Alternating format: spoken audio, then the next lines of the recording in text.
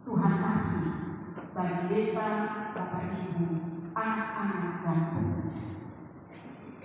Kasih setia Tuhan yang sing putus kalau dapatkan setiap hari, kalau temui setiap hari, kalau merasakan setiap hari. Kasih setia Tuhan yang ditunjukkan lewat ketaatan dan kesetiaan Tuhan yang diberikan kepada kita, sehingga kita, Bapak Ibu, anak-anak pemuda, kita semua boleh ada sampai dengan saat ini. Walaupun kasih setia Tuhan itu dinyatakan dengan kesengsaraannya, dengan darah-darahnya yang menetes, dengan segala kehidupannya yang Ia berikan sampai gantung di tiang kayu salib.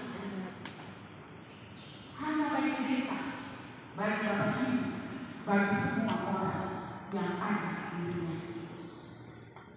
Kasih setia Tuhan itu Tuhan kasih Tuhan setia, apakah Dia butuhkan atau tidak, apakah Ia memang sangat memerlukan atau tidak, Ia berikan kepada kita semua tanpa melihat apakah kita butuhkan atau tidak. Kasih setia Tuhan diberikan atau sendiri, apakah Dia perempuan, laki-laki, apakah Dia pelayan, apakah Dia umat. Tapi Tuhan kasih setia itu kepada kita semua tanpa memilih siapapun Dia di antara kita. Sebagai orang-orang yang sudah menerima kasih setia Tuhan, beta dan Bapak Ibu pasti punya perkara. Walaupun hidup yang kita jalani adalah hidup yang tidak lurus, hidup yang tidak pernah tidak ada tandanya. Ada keluarga-keluarga kita yang ketemu hidup dalam kesengsaraan, makan susah, minum susah, pakai susah, kebutuhan hidup susah. Ada di antara kita dan Bapak Ibu yang hadir ketemu ada dalam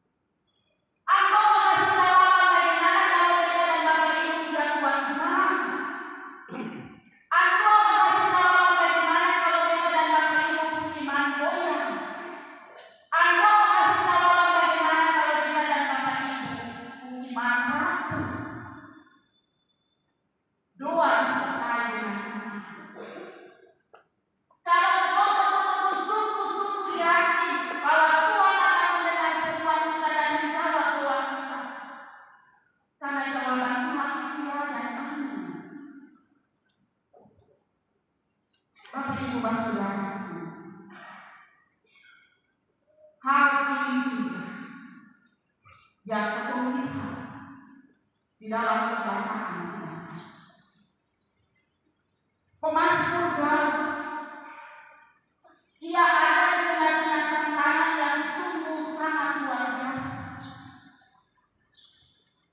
Ia ada di tengah-tengah kencangan kehidupan karena musuh-musuhnya. Ia ada di tengah-tengah penderitaan karena orang-orang yang tidak suka kepadanya.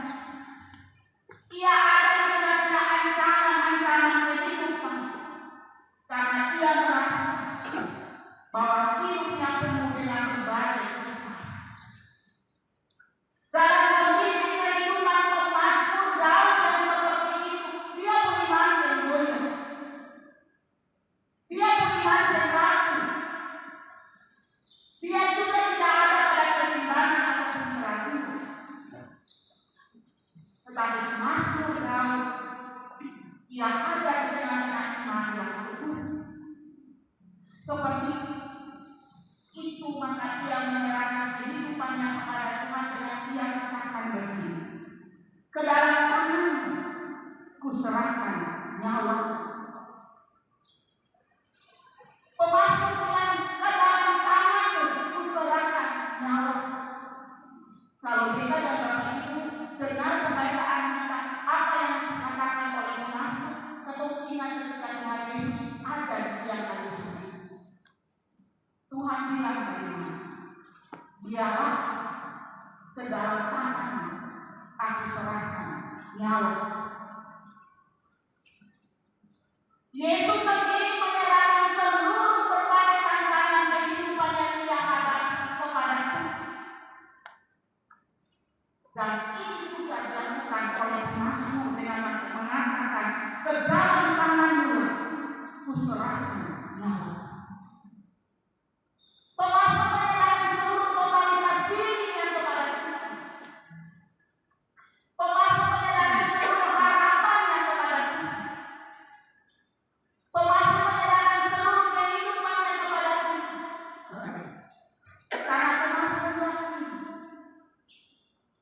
sengaja orang yang bisa tolong kita, sengaja orang yang bisa bantu kita, tapi Tuhan bisa bantu kita. Karena Tuhan adalah gunung batu keselamatan. Karena Tuhan adalah gunung pertahanan. Dalam keyakinan itu, maka pemazmur lakukan beberapa hal.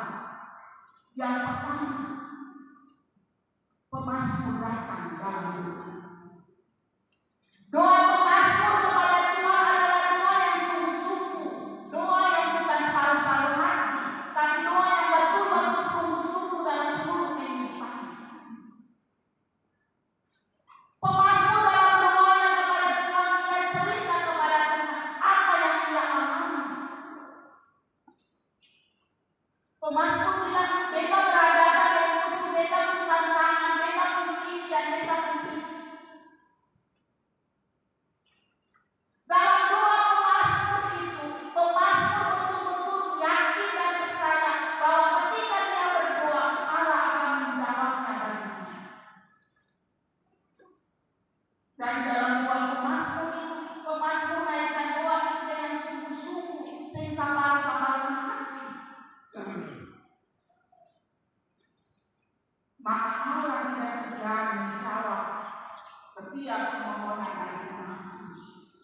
Allah bilang kepada pemazmur, akulah gunung batu keselamatan, gunung pertahanan. Dalam doa pemazmur yang sungguh-sungguh, Allah menyatakan keajaiban kepada pemazmur. Dalam doa pemazmur yang sungguh-sungguh, Allah menjawab apa yang merupakan tantangan pemazmur dengan menghalau setiap musuh-musuh daripada pemazmur.